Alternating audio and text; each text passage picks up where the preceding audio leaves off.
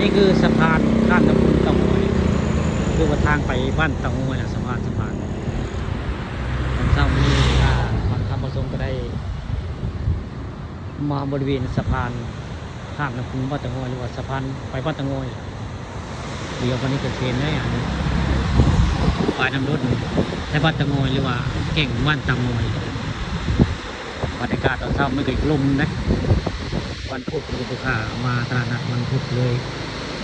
มาไว้เอาภาพบรรยากาศของน้ำตกน้ำตนอยู่บริเวณตรงสะพานนะภาพมุมสูงถ่ายลงไปจากมุมสูงสะพาน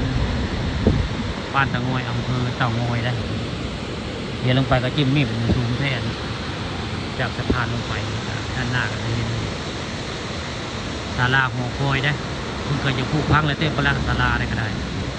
เนื่องจากน้ำมากและน้ำท่วมพญาเตางอยได้ปีนี้ปีมันผ่านมาเมื่อหน้าฝนนะน้ำท่วมทำให้พายน้ำล้นนะนี่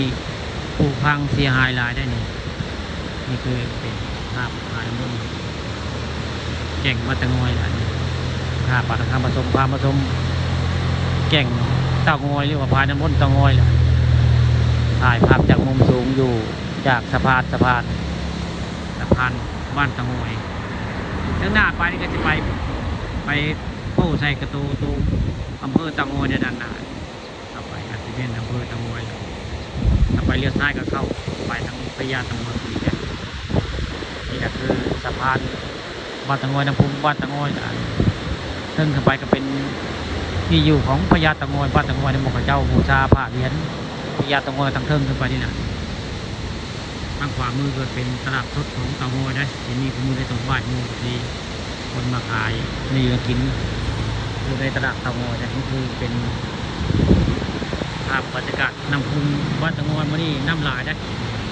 น้ำพุเตางอยมานี่น้ำลายนะ